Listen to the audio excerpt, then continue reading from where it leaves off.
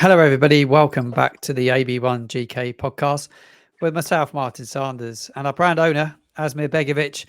We're in season 3 and we are on our final episode now, episode 10 of season 3.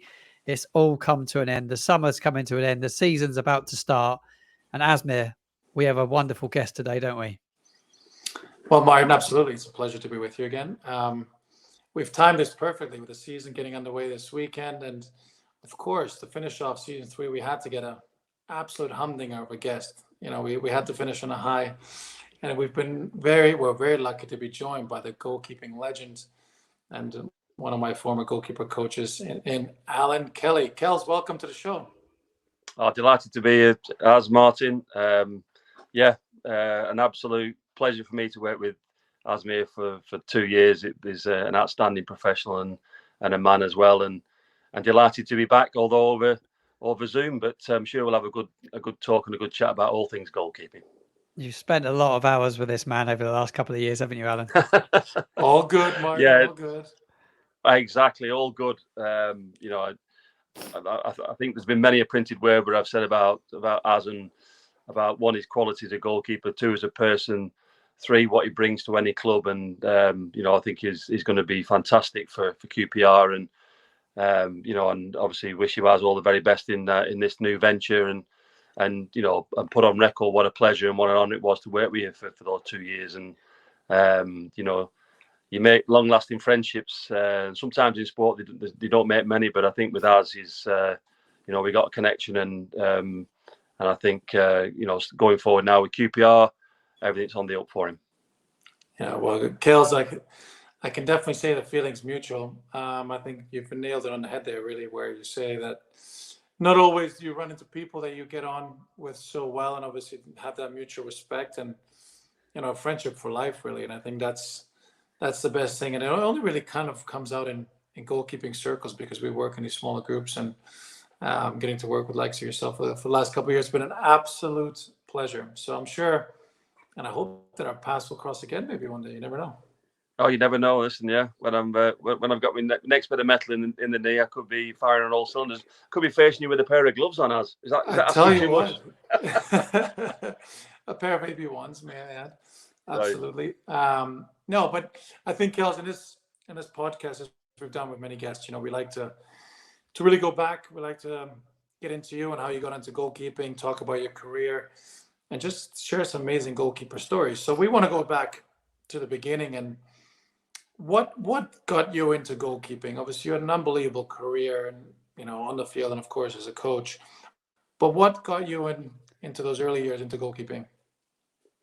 Well, it's interesting. Obviously, I followed your podcast, and you're speaking to goalkeepers and like Fozzie, and sometimes you get an alternative route in, and I think mine was one of them. When I left school, I was still an outfield player, so at 15, 16, August baby, so a young one in the year. I actually went into industry. I was an apprentice electrician at British Leyland, so I learned to use a forge, to weld, to wire things up, everything that you can think of over an 18-month period. And all along that time, in tandem with that, I was playing for Preston North End, because one of the goalkeepers got injured.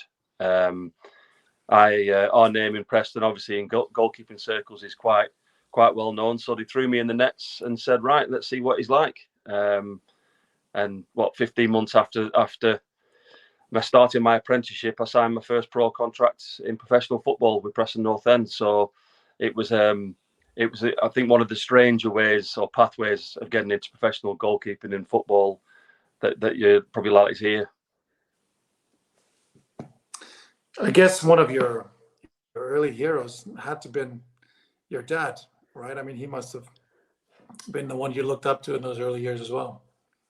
It's a strange one, and it's a really good question, because I think my dad, and I look back now, and you sort of like reflect in your later years yourself, in terms of he let us get on with it. My older brother, who's 2 years older than me, Gary, he was a professional goalkeeper as well, and my oldest brother, who also worked in industry, was an amateur goalkeeper for 40 years, and he was always an advocate of letting you find out for yourself. And I think to put it into context, in the early 80s, we didn't have any goalkeeping coaches. My dad was the goalkeeper coach at Everton with Neville Southall and Bobby Mims, Howard Kendall, Colin Harvey at that time. So wouldn't have really seen a lot of him. But he was one of those. The only way you find out is find a bit of a tough skill, but the only way you find out is find out for yourself. You work it out, because he used to say to me, I can't work it out on the pitch for you. That's something that you're going to have to do. And I think in some way, again, put it in context, the coaching was different. There wasn't a goalkeeping coach. You were with the team, 98% of the session. You might get 20 hands between you and the other goalkeeper, senior goalkeeper, and then you were into training, into small-sided games, or into 11v11. So in terms of that grounding, I had to work it out for myself really quickly, because I signed a pro at 17, and I made my debut about 5 months later. So I had to quickly work it out. And as you know, there's no can be quite an unforgiving place on a football pitch, especially if you're a young 17-year-old in a professional game in the old 4th division. It's a tough start, isn't it, Asmir? You take up the role as a goalkeeper. Like you said, it's so unforgiving. How mentally strong do you think you have to be, Alan, to be a goalkeeper? You got to be, because you're going to take criticism, you're going to make mistakes, especially in the early part of your career. How important is like your mental strength? Do you know what? I think people talk about like the mental strength. I think it's knowing your mind. It's knowing. I think first and foremost, I've heard other guests talk about that, is your preparation. So if you prepare well, I used to get in the mindset of, if I've done everything I can to be ready when that whistle goes, back in the 80s, it was 3:00 in the afternoon. When it went at 3:00 in the afternoon, if I've done everything and then I made a mistake, well, so be it. As long as I tick that box, you knew about the opposition in a limited sense, but as long as you tick that box as a goalkeeper, you try to get your hands in, you try to, sleep well, eat well, and do everything you can, even at that early age, to give yourself the best chance of performing. I think sometimes, especially with the younger goalkeepers, they can get bogged down with too many outside influences, and as a goalkeeper, whether you're young or old, you're going to make mistakes. It's just the nature of the beast, unfortunately. And I think if you can work out, how best to deal with that, and one good bit of advice somebody gave me, John McGrath gave me, when you can never turn the clock back. So once you've made a mistake, you'll never get that back. That situation will never be repeated. It's just a situation that you can learn from. And as long as you can put that into a box, learn from it and move on, work on it, then that allows you to develop a mental, I wouldn't say mental strength, but a mental ability to deal with those coming situations in the next games or the next seasons. Do you think, Kels, obviously with all years of experience, you think that's the sort of attribute really that sets a lot of professionals or professional goalkeepers apart, really, is that mental side of the game, really? Because I think a lot of younger goalkeepers now, they try and, I think we've talked about this before, because people on the outside, as you rightly said, they try and fabricate things into their minds, where really what they need is the game for them, life to teach them these situations, because there's nothing that can prepare you for it. I think, as you rightly said, that was the good thing in those days. And I remember coming through at Portsmouth in 2003, they just chuck you in. There's no really preparing, because they have to say, you almost either have to sink or swim in a way, and we have to understand where you are, and almost the game itself teaches you. And I think that's what, especially when you get to the highest level, it's the mental side of things. I heard Patrick Harrington actually the other day say, golfers, that they can all hit the ball well, but it's the mindset that really sets a lot of them apart and keeps them at the highest level. I think goalkeeping is quite similar. Would you agree with that?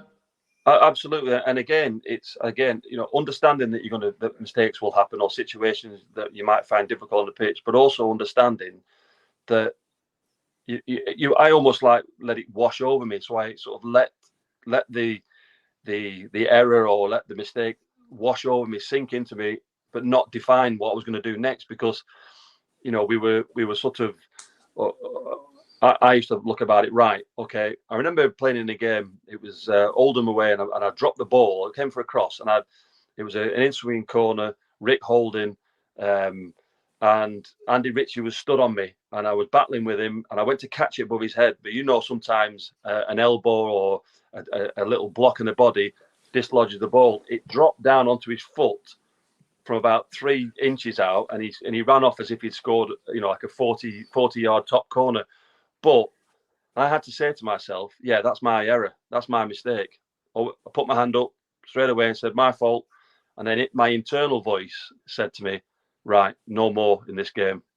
You keep it at 1. We will get back into it. We will get a chance, but you have to be ready. You cannot be sulking. And actually, funny or not, I gave myself a little slap in the face, but I slapped myself too hard. It was a bit of a punch, really, and there was a few stars going around at one point. So that was probably a little bit too far, but it was just a little mental reset to say, right, okay, that's it. Now you've got to try and win this the game. And we went on. We got back in the game, and we actually stayed in the Premier League as a result of it. So, you need to have that. I think you need that ability to forgive yourself and move on. Forgive yourself, learn, move on. You know what I mean? And it has to be a repetition. It has to be a mantra to yourself, because I think every goalkeeper who's been on in your podcast has said we're going to make mistakes. Yeah. We try our best. In every sinew of our body not to make them, but they happen, because that's what football's like. And as long as you can move on, then that allows you to learn, improve, and get better. Asmir, is that something you've been good at in your career? Yeah, no, I think so. I think I think as you go on and you learn, and you have to make those mistakes early, and then I think as you grow up, you start to really understand how to compartmentalize these things and these incidents in games. And obviously, but that's what we love about this position. We're perfectionists.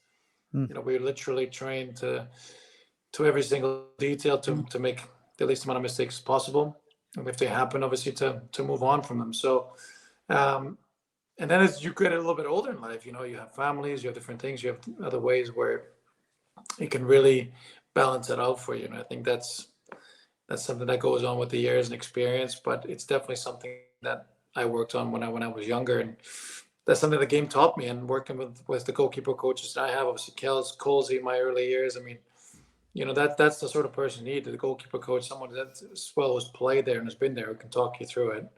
It's absolutely priceless. But going back to your early Preston days, Kels, you became a club legend at the football club. You made over 140 appearances. How do you look back on that time? I mean, it's obviously a club that holds a very special place in your heart. Absolutely. As you've said, my father's a record appearance holder there, and there's a stand with a 50-metre picture of himself in it, and quite rightly lauded as one of the legends of all time at Preston. And so in some ways a difficult spot to follow, different footsteps to follow in. And but again, that's something that I always embraced. It was something that I never felt the pressure from, either from him or from anybody else. The thing about Preston is that it was my hometown club.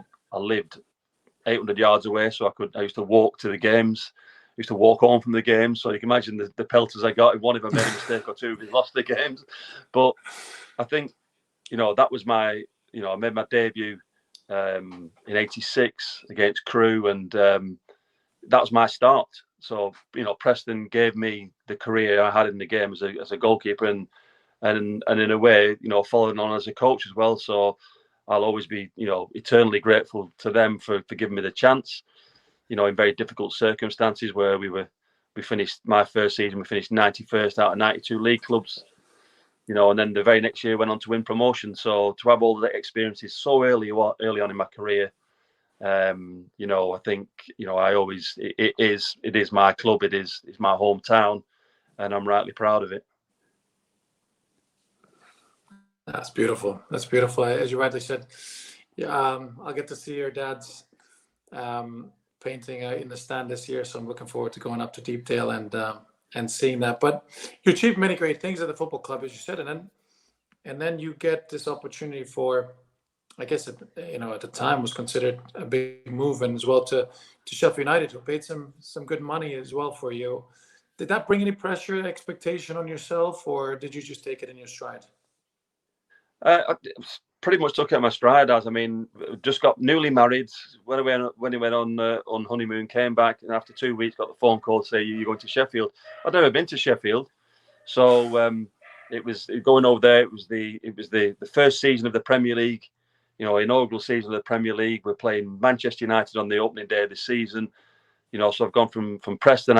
Preston was on a plastic pitch. We played on a plastic pitch on the AstroTurf, which is nothing like the 4Gs or even 3Gs you get today, for 6 years, and I needed a change from that. I needed to get back to grass. Sheffield United afforded me that opportunity. As I say, the first season of this brand new league, and just what an opportunity. And I was going over to compete with Simon Tracy, who's done been the number one for many years, similar ages, and I embraced that. I just thought, yeah, and I've always done that wherever I've gone. And thought, right, okay, let's try and rise to the challenge. Let's try and just do your best to show what you can do, and then the rest is up to other people. And that was my mentality going to Sheffield. And in the end, actually, I got an injury, and I ended up playing, in League and Cup, over 40 games in that first season, and making my debut for Ireland. So it was incredible change from being in what would be the first division now, to the Premier League. So I just felt when I was playing in that league, playing against all your Cantonars, Bergkamps, people like that, I found it easier for some reason. I don't know why. I can't tell you. I can't explain it to you. You seem to see the ball quicker. You seem to understand situations clearer. And to have the first season like that, staying in the Premier League was beyond my wildest dreams. Playing the Premier League against the likes of Cantona, who was the like the standout player that you faced? Who was the hardest player at that time? Cool, Alan Shearer. Yeah, that's a good striker. That's a good one. It's a good one. That's a good answer, isn't it? What a striker Alan Shearer was. Well, I mean, was it 260 goal leading, the all-time leading scorer, but not that. But wow, if there was a 50-50, he was if he was going in high, you had to go in higher, because it was a fully committed, would give you nothing, would give you absolutely nothing. If there's a challenge to be met, he would meet it. The bravery of the fellow is probably one of the most brave centre forwards I've ever come across. And I remember playing at Blackburn, and it was a 50-50, and it was he was coming in full steam, and I thought, right, okay, I'm going to take some pain here, and anyway, so we sort of came to an agreement where I would leave a set of stud marks down his one leg, and he left it on mine. So we got up and shook hands and said, yeah, fair enough, decent context. So, but yeah, really, apart from being a lethal striker, was a really tough, physical centre forward to be around and to play against. A nightmare for any goalkeeper. Well, just the quality of his finishing alone, but then when you add in that physicality, and I think when any defender that he would have played against at that time and throughout his career would have said he would have given him a good game physically, and also more than likely would have scored a goal or two against them. Mm. Any other memories that stick out of Sheffield United? Obviously, Kels, you guys took Sheffield United to the semi-finals, the FA Cup, I believe, in '98. If I remember correctly. Was it the famous, not to bring it up, but was that the famous David Seaman save? No, that was a bit. That was a little bit after that. That was a little bit later. In my first season, we got to the semi-final. We played. We beat Blackburn, actually. Alan Shearer's Blackburn. We beat them in a replay at Bramall Lane, and I saved a penalty in that game against Jason Wilcox, and we won on pens. And then in '98. We went to another semi-final, FA Cup semi-final against Newcastle. We beat Coventry, and I saved 3 pens on the night, on St. Patrick's night in 1998. So, and just for you, guys, look at that. That's the gloves. Look, the old gloves. Look at those. Yeah, they're retro. So, and what a night that! What an occasion! In terms of, when you win a quarter final, any cup, you go through and it's a night game and the lights are coming down. It's Bramall Lane, which was absolutely superb as a venue to play in. I played over 250 games there, and again, one of massive club and really close to my heart. And to have the opportunity to save 3 pens in front of the Kop on St. Patrick's night was just one of those movie scripts really, and it was just so those two nights were obviously highlights. Playing in the Premier League, 2 seasons with them as well, and playing against some of the I suppose it would be real legends now, and your Klinsmann and Bergkamps, I said Cantona, and you've got Roy Keane, that team that won the league after, was it 20 odd years of not winning the league with Man United, brilliant side. And again, what a great introduction to top level football. Yeah, incredible. What great times. You have fond memories reflecting upon your playing career, Alan? Yeah, I mean, yeah. I always go back to a defining moment when I was 18, going on 19. I got hit by a motorcycle. You've heard the story. As he's sick of it because he hears it every time he mowed me over in head tennis. But what age were you when this happened? It was, and it was. You do have defining moments of your career and in your life. And I got hit by a motorcycle, literally, crossing the road to buy a pair of gloves, and missed 18 months out of the game, and Wow. lucky to be alive, let alone play again. So as we were saying before about a mentality, and I think when you've got that, that feeling that nothing can be worse than that, that everything can be worked on, that everything can be overcome, that if you apply yourself, if you work hard, if you give yourself the best chance of succeeding, and you get a little bit of a break in luck as well, then you can take you on to have a career or whatever you do in life, I think. And that is still a defining moment for me. I mean, wherever I go, I have a picture of that in front of me because it reminds me of what could have happened to where I am now. And I've been very, very fortunate and privileged to have nearly 40 years in the game. Yeah, that's incredible. 40 years in the game, Asmir. True legend of the game, true legend of the game, Martin, and well and truly is. And I think you're right, Kels. It gives you a bit of perspective in early life, and I think that kind of definitely led in good stead. We had Brad Friedel on, so this move you go to Sheffield United, and then you end up making a move to Blackburn Rovers. And one of our earlier guests, Brad Friedel, mentioned you, and he was high praise for yourself. Blackburn Rovers, you go to another massive club. In your career, because we love looking back at these times, and what sticks out for you at Blackburn Rovers in your time there? I think obviously moving back home, the training ground's 8 miles from where I'm speaking to you now. So we were talking before as about family and about proximity to where you live and how much that can have an effect on your career and how you see it. And I think for me it was coming home, but it was another fantastic opportunity. Blackburn had just been relegated. We had some great players in the side. Brian Kidd brought me in. It didn't work out the first season, and Graham Souness arrives, and then suddenly this influx. You people like Guy, you've got Andy Cole, you've got Dwight York, you've got Henning Berg, Stig Bjornaby.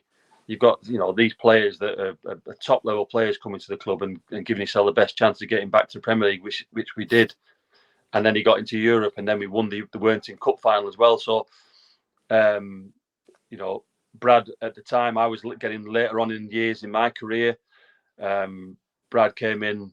Graham had worked with him, I think, at Liverpool and Galatasaray. And what a keeper! Just what a keeper! He was outstanding. He really was. I mean, if we're talking consistency, ability, or a goalkeeper that gives you, wins you a certain amount of points that gives you the chance to be successful, then he was that goalkeeper.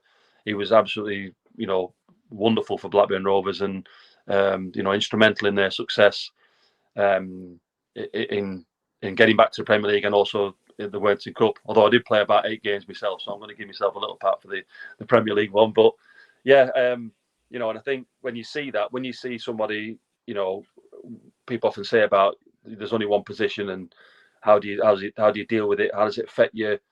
You can only do your best, but ultimately it's not that other goalkeeper's fault, or it's not that other player's fault. So why should you impart your frustration on them? You then have to still train to your max. You have to train to your best of your ability. You have to give the environment, the goalkeeping group, leadership. You have to give them enthusiasm. You have to, lead by example. And I think that's one thing that I really dug into when Brad was there, John Filan was there, and Alan Miller was there, God rest his soul, and Alan Fettis. So we had some top level goalkeepers there.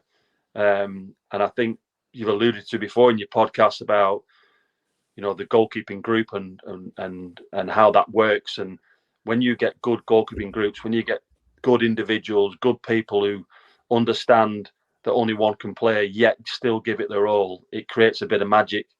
It allows things to happen for your team, and a lot of people don't see that. But when your number one is doing well, that means the team's doing well.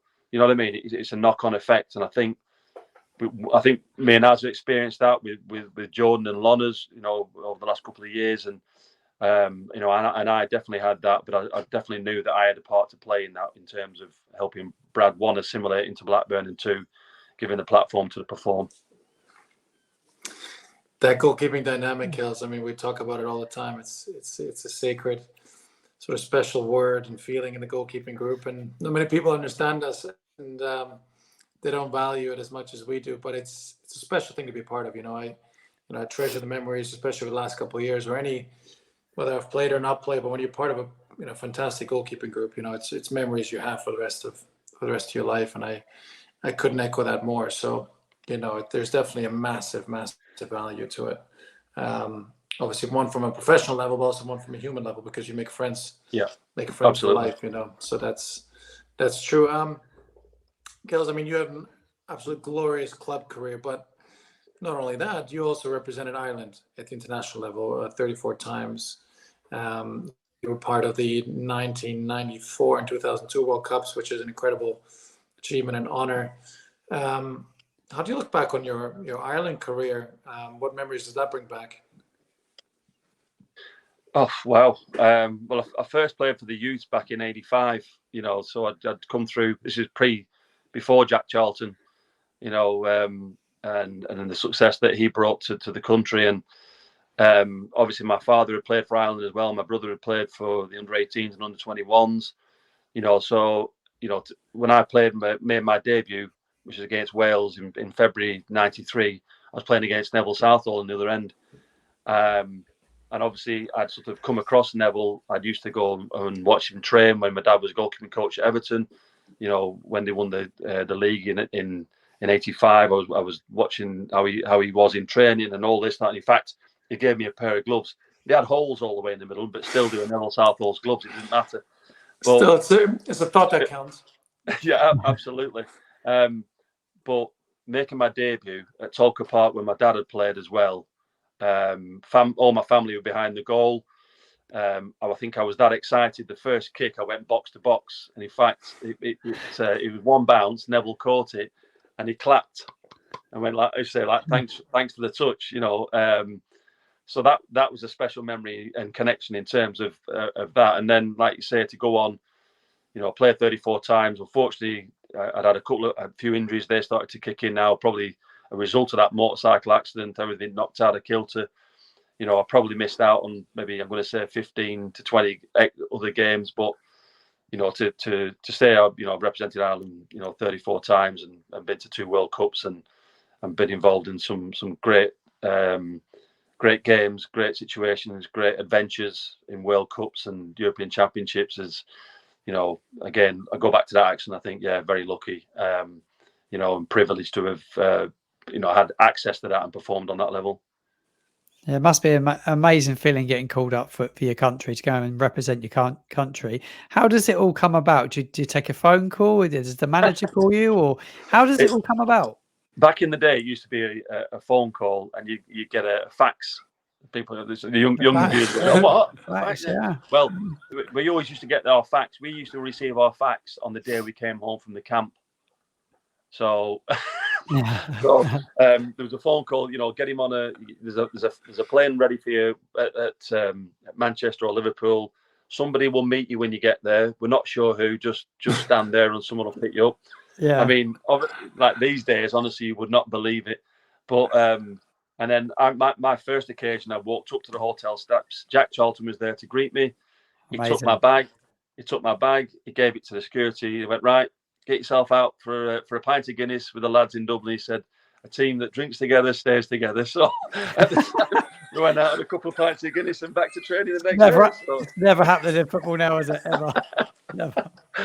But he obviously everybody knows, and even if you're a younger fan now, if you look at the documentary Finding Jack Charlton, it's very poignant in terms of how he was in the end. But what a fantastic man, what a fantastic manager, what he brought to Republic of Ireland and how he put them on the map in the world of football. World Cups, European Championships, and again, I was part of that. I was there for, I think, three out of his last 4 years. And, when you see someone like that, how they operate, how they work, it just gives you access. It just gives you more a memory bank of situations or things that you can take and deal with in moving forward in your life and in your career. Kels, when you look back at your playing days before we start moving into your coaching days and everything else, I mean, which goalkeeper coaches, played a massive role in your career? I mean, is there any guys that really stand out, that really kind of inspired you and helped you make things happen? I think we've all got someone. I think you mentioned Colsey yourself, and Mike Kelly. Mike Kelly was the England goalkeeping coach for many years with Ray Clements and Peter Shilton. And when I first went in '92 into Sheffield United, Dave Bassett brought Mike Kelly in only for 1 day a week, one session a week, because he used to do Leeds United 1 day, he'd do Sheffield United 1 day, and then I think he did Southampton. So Mike was up and down the country, one of the first sort of full-time roving goalkeeping coaches, and he was outstanding.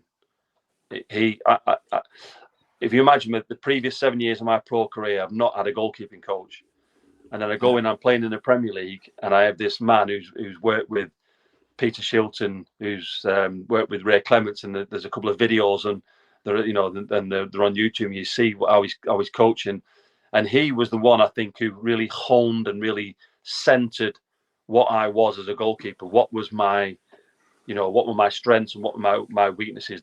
He really like just focused onto that and gave me a clarity in what I did well and what I didn't, and I think his service was immaculate. He could zip this little half volley that would just, and when it hit your hands, if it hit it right, it just felt like heaven. You felt like you were catching a bullet. But he was demanding. He was professional. And I don't know. I just, for me, and I think, as we'll say with calls, you just strike a chord with someone, and they automatically bring the best out in you. You've got this connection that comes together.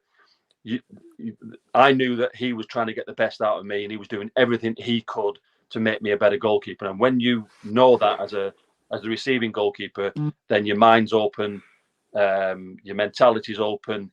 You're a blank sheet of paper, really. And I can't thank him enough, obviously, for what he allowed me to develop into in terms of, going on to play for Ireland and playing at the top level, and just give me a ground in future as a goalkeeping coach as well. Amazing. I think Roy Hodgson swears by Mike Kelly.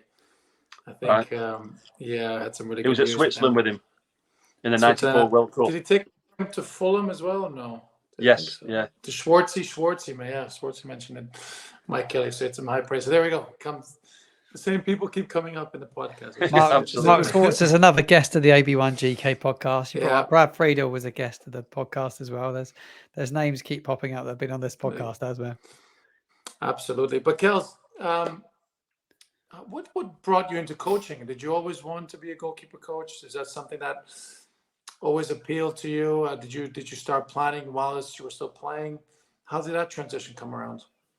Again, I think I've always been a bit alternative, as you probably found out with the route into goalkeeping and what's happened. But I think within a goalkeeping group anyway, when you are a pro goalkeeper, you're always looking. You've always got younger pros coming through when you're moving up the years, and when you say you're a 10-year veteran of pro football, you've got apprentices coming through, and I think you always try to help them. You always try to pass on little tips. You're always a I think within that group, everybody probably agree that they want to help other goalkeepers get better and learn and improve.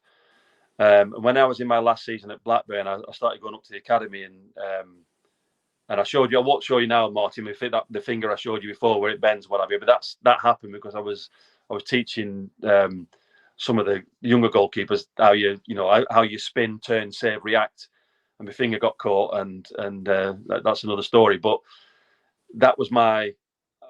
I automatically was moving over to that instructional, that teaching, that goalkeeping coaching role of passing on what you've acquired over the years of playing, giving back, something to the younger generations, and always saying to them. I remember Frankie Fielding. He used to call himself the Cat. He was 12 years old, and he used to call himself the Cat. I remember going up to him. I went, "What's your name?" He went, "Just call me the Cat." Right? And I went, "Oh, brilliant." Anyway, I hit this ball. I hit it a little bit too early and a little bit too hard, and it flew in the back of the net. He went, "What are you doing?" I went, "I've just scored a goal." He went, "You didn't tell me." I went, "Does the centre forward tell you what he's going to do?" He went, "I like that. I like that." So, but it's something I think that comes natural to some people.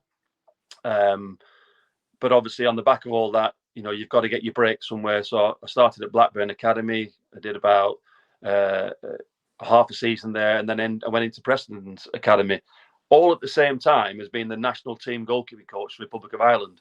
So there you go. I was in up there, and I was also at the sort of the ground level of academy as well. Steve Staunton was the manager of Ireland. We played together, and he said, come in, and Sir Bobby Robson was the mentor as well. So another big name in football that I thought, wow, what an opportunity. And I stayed there for 10 years. Nearly 97 games or nearly 100 games I covered for Ireland as a goalkeeping coach as well.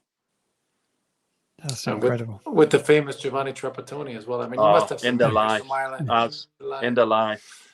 What a legend. Several words we can't use on here that I use here but the one that used to strike fear into me was Come Sedice, which is how do you say?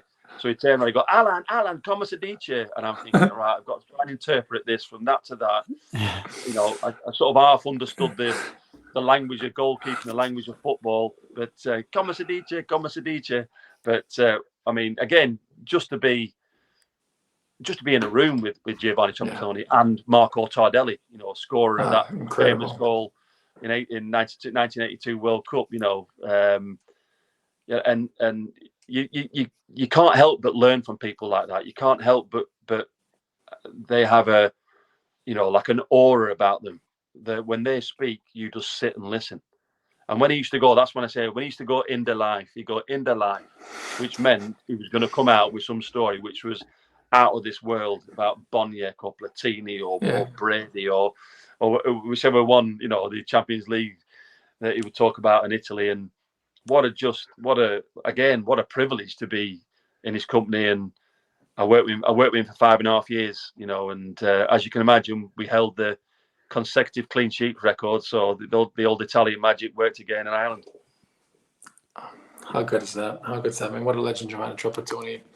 I think it gives you great pleasure. Yeah, it gives you great pleasure as a goalkeeper coach to work with managers like that. I mean, how amazing is that? But listen, Kels, we're going to finish off on a couple of things. But before we get into our last segment, which is our 5 rapid fire questions, we can't let you go before we talk some goalkeeping gloves. Martin always has. Here he is. I've got something for you, Martin. Yeah, your first ever glove. So if anyone's listening on Spotify or usual platforms, jump over to YouTube because this is recorded. So what Alan's about to show me, you will be able to see on YouTube at AB1GK on YouTube. So, Alan, what do you have for us? Right, so I haven't got my first one because that's the different century. But the first ones were the Sondico ones that Neville Southall gave me. They were white and blue, almost like the Walter Zenga, if you remember at the time. Yeah. But mine had holes in. I've got a picture somewhere where I'm actually holding. I won Young Player of the Year my first year at Preston, and I hold a trophy, but you can actually see the holes on them. On the gloves. I showed you these before, Martin. They were the FA Cup quarter final. All sport. I love the thumbs on those, Asmir. The colours are good. Yeah, great colours. You needed to wear them in You couldn't wear them fresh out of the packet, no chance, because to rough up the latex a bit.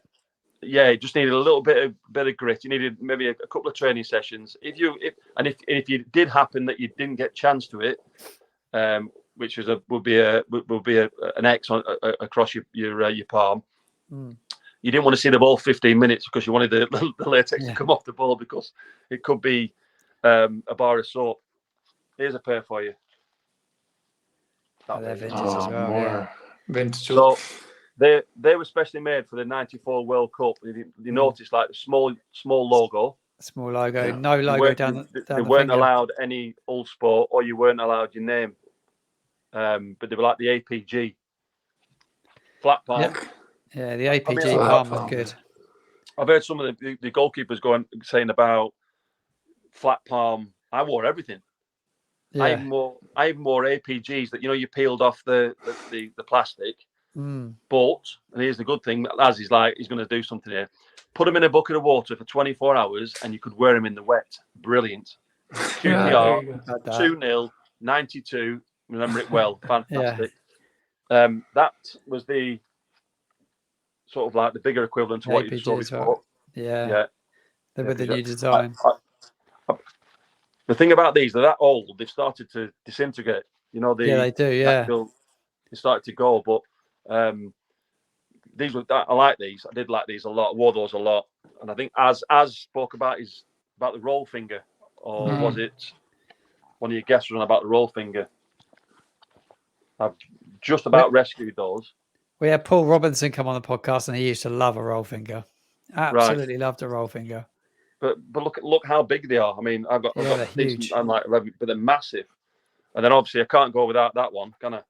Well, there you go. Special AB1s for Ireland. Yeah. Then you come on a few years, you see a pair of AB1s with a nice lightweight backhand and negative cut. They're negative cut. And towards the end of my career, I loved that. I loved that feel. Like there was no gaps. There was nothing. I just loved that, almost like Spider-Man type feel that it was, stuck. Especially with my dodgy thumbs and fingers, yeah, and your massive wrists as well. Well, we were on about obviously as with AB1 and the different gloves and the long sleeve, long sleeve ones that come.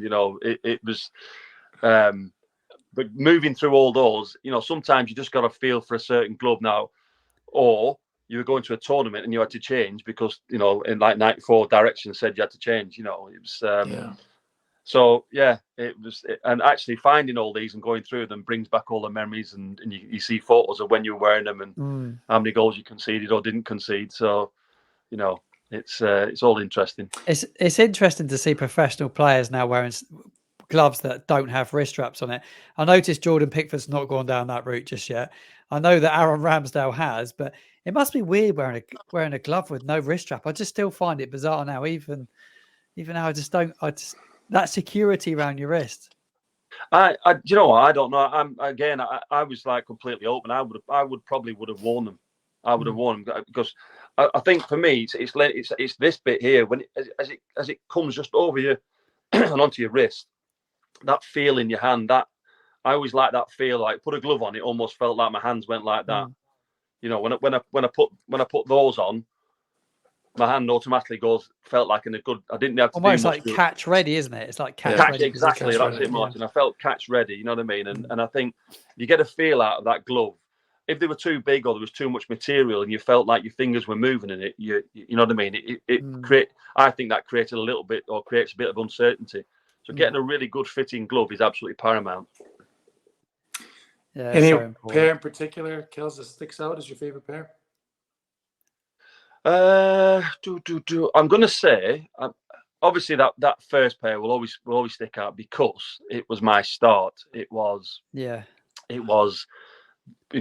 like I've played and coached nearly 1,000 games. So that was in and amongst that first 1, 2, 3 games of that 1,000 games. And I think that memories like that, gloves like that they were the basis of how you started. They were the grounding that allowed you to have a career. They were the foundations of what I was to become as a goalkeeper and a goalkeeping coach. So I think I always hold dear the foundations of whether it be, doing all your goalkeeping badges, whether it's making your debut on your first appearance. You'll always have foundation stones of what give you the strength then to go on and perform and do things in goalkeeping or in football or in life. Gloves are important tool for any goalkeeper, Asmir. Yeah, absolutely. Well, they're imperative. So I like that, Kels. I like that. But we're going to finish this off. And what we've done now in season 3 is we do 5 quick fire questions. Nothing too crazy. And I'm gonna go first. And you mentioned somebody's name earlier, and it really sprung a question to my mind. You mentioned Andy Cole, who in my mind was one of the best, well, maybe the top 2 finisher I ever played with. So, who was the best finisher you ever played with? Oof, the best fit, Robbie Keane. I think I played in. Guy. Yeah, I think I played in Robbie's second international, and obviously his goal scoring exploits for Ireland and around the world, really, because he has been worldwide. He was incredible. He was impish. He was inventive. He was, I don't know, you get a spark around people, and his head was always on the swivel. He's always seeing opportunities. He could create a chance out of nowhere, and he was lethal. I think he was 60 odd goals in 150 appearances for Ireland. Incredible, really. And I think what he did for Spurs and around the world as well. But being close quarters with him, I was lucky. Under Mick McCarthy, we worked together as coaches for the national team as well, and seeing him up close and personal, even though after he'd finished, and what he brought to a coaching group, and especially to the strikers. How can you not learn off someone like that? Yeah. Just incredible. I'm going to go with the favourite ground that you ever played at as a player. Favourite ground I ever played as a player. Again, this is gonna sound. It probably isn't. I think Deepdale, because I was lucky. My father had been at Preston all his life. I was brought up in and around Deepdale all my life, from this tall all the way up. And then at 17, I was stood there as a professional footballer, as a goalkeeper in the stadium where I'd grown up, where I knew every brick, every step. There was nothing in that stadium I didn't know anything about, because I'd searched it all when I was, from 3 years up to 17. So always playing there for me, it was like my childhood. You know what I mean? It just really was. It was a childhood memory. I think if I'm Lansdowne Road was special. Yeah. It was an old stadium, but the Lansdowne Row, I love stadiums. The Roker Row, you had it at Sunderland, but the Lansdowne Row, whether you made a save or we got a goal, I think it's your national team. It's where, 10 miles from where, both parents are born. I think, again, maybe that's another childhood thing where you think you go back and you're reliving memories of the past, but to be there, present, and to hear that roar again, I think that always, gives you shivers, really. I love it. Kels, the favorite goalkeeper kits. Your favorite goalkeeper kit you ever won? I've had some incredible. I've had a few paint factory explosions. I really have. Incredible. The thing about it as well is that all the kits in my era were quadruple XL. Whether you were 12 stone wet through, which I was, they were massive. You didn't only tuck your shirt in, you had to fold it round the back as well. Yeah. It was just, and when it got wet, you could put like 2 or 3 stone on it, like you think now where everything's tailored and it's, the lightweight material. But favourite kit, first Preston shirt, green, solid green, traditional green. The first Irish one was I looked like Spider-Man. It was all the Adidas one with all with the patches on it around, and it had shoulder pads, so I looked massive. And I just felt, sometimes kit sometimes makes you feel bigger or more statuesque. That's how I felt in that, and I made my full debut against Germany in that as well. And I think that was the shirt I wore. Just incredible. Love it. My turn. My final question. I'm going to go with like your favourite ever pair of boots. Is there a certain boot that you like to wear?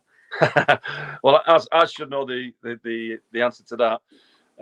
Puma Kings. I'm a Puma King man. I've worn them all, with throughout my coaching career, particularly. But I also had the old sport goalkeeping boots. I don't even remember those with the cleats round, and it had a 5 millimeter raise on the heel to put you on your toes. You know what I mean? Yeah. Probably, sports science or anything will say, a lot of rubbish now. But I really did I love the Puma Kings. I think one. Again, it was a nod to history. Two, I always won the head tennis in Puma Kings. That right, Az? Yeah. What in the past? Not there. But just a classic boot. I think if Maradona and Pelé can wear them, then I'm happy with that. Absolutely. You're not wrong. So the last question falls on me, Kels. Best player you ever played against? Oh, good grief. Again, been really fortunate. Dennis Bergkamp, wow. I'm not making light of it, but I've been chipped by some of the best players that have ever played the game. Right? You can live with that, though. I can live with that. Cantona did me at Bramall Lane in a game that he had no right to, but Bergkamp did me in a cup game replay at Highbury, a fantastic stadium. Love playing at Highbury, by the way. But yeah, he did a chip where it was a lob wedge. It was just ridiculous. I got chipped in Portugal as well. Rui Costa chipped me in Portugal from about 50 yards. Incredible. Again, and I look back now. I get my VHS video tape, which I've still got one. Right, Yeah. and I think, how did he do that? I'm stood in a good position. Put it this way: if I showed that to Asmir and the lads, they'd absolutely, give me pelters. But yeah, I got chipped by some fantastic players. Well, there you go. You can live with that. Some of the names you just reeled off right there is not bad at all. Dennis Bergkamp, God, he was some player. Yeah, Roy Costa, my God. Last one player, Batistuta. We played against Argentina at Lansdowne Road. I came on second half, and he came through in the second half. It was across from my left hand side, and he's hit this shot, and I've not even seen it. The only way I know how hard he hit it is because literally it hit the post, went back to halfway line, and the goal was just reverberating like that. And I went, thank God I didn't get in the way of that. I'd have had no hand. It was just incredible. So again, some iconic names. Fortunate that I can say I shared a pitch with them, and that's something that you don't forget. Beautiful. Well, what an episode this was, Martin. I said we'd finish the season out with a bang, so there you go. Yeah, it's been amazing. Thoroughly enjoyable. It's been a pleasure, and just one thing I'd say in terms of goalkeeping, for everybody really, it doesn't matter about how big you are, how small you are, whatever. It's how effective you are. It's how effective you are in that goal. What you do for your team. How you help them, what you bring to your team, and it's always a question that's always asked, and I know you've touched upon it in times, but I always say about goalkeepers is how effective are they? You know what I mean? That's a very, very effective goalkeeper is a good goalkeeper. So I think it's something that coaches, managers can keep in mind, moving forward, is that what does your goalkeeper bring to the team? How effective are they for your team? What a way to finish. Some very, very wise words. No, Kels, thank you so much for your time. The famous Alan Kelly here joining us on the AB1GK podcast. Can't thank you enough. Really, really appreciate your time. Thank you, Kels. Thanks, guys. Wonderful. Thank you very much indeed. Yeah, take care, everybody.